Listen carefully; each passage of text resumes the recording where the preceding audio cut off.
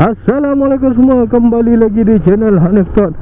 Kepada yang baru menonton channel ini, sila luangkan masa korang untuk subscribe channel ini dan jangan lupa tekan button loceng untuk notification. Okey, seperti tajuk video yang korang tengok kali ni, kalau diberikan pilihan antara Ninja 250 dengan Z250 ni, yang mana aku prefer untuk aku pakai? I just wanna stay bad, stay mad, chip on my shoulder cause they treat me like an outcast. I ain't gonna take that, stay back, I'll be swinging hard till the hits come in all caps. I ain't gonna lay back, pray that someone's gonna help me, ain't nobody like that. I ain't gonna wait, that's all fact, give me one shot and I'll never get the throne back. I'm sick of being cautious, I'ma go cause something, can't stop this. I'ma steal everybody's lane, call it shoplift, sick of hearing. Okey guys, ini adalah Modenas Ninja 250 ABS. Worth living is a life with meaning. I'll do what I love till my heart stops beating. I'm feeding this demon. Got a taste, can't erase bitterness in my face. Work a job every day till your dreams fade away. Like a card, never change. Play the game that we say. I need a break.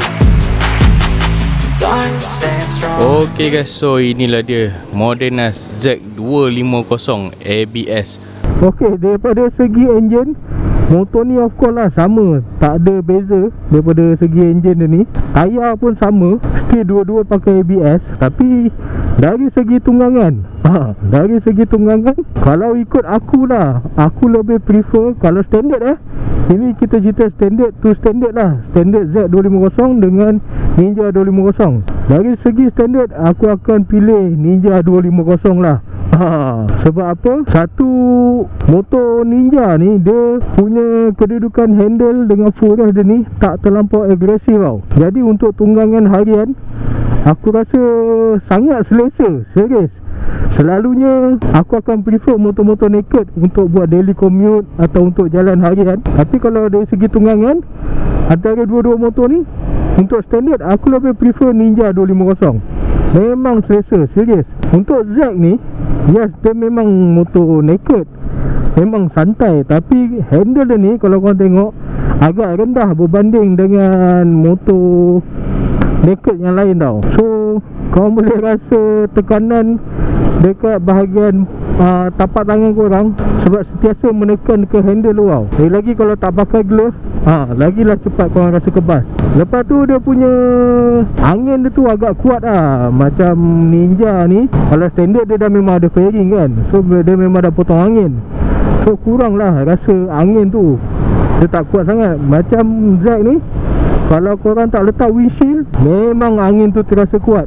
Kalau korang laju sikit dekat, kalau 16, 17 tu dah rasa tau, dia dah start rasa goyang. Macam Ninja tu 17 tu okey lagi, kalau korang roket kan, dia masih lagi rasa steady.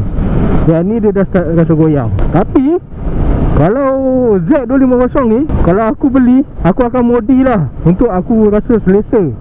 So apa yang aku akan modi, dekat bahagian handle dia ni, aku akan tambah riser lah, bagi dia tinggi.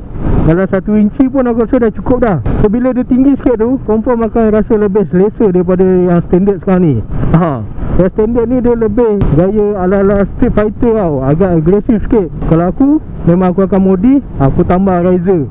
Lepas tu aku akan tambah windshield lah, of course, dekat depan.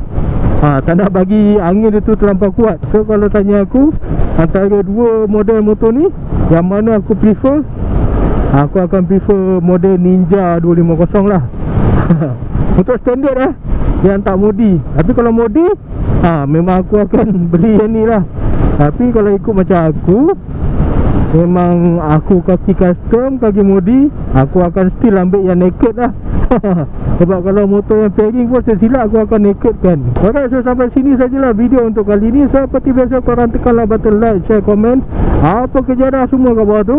Kita jumpa lagi di video yang akan datang. Assalamualaikum.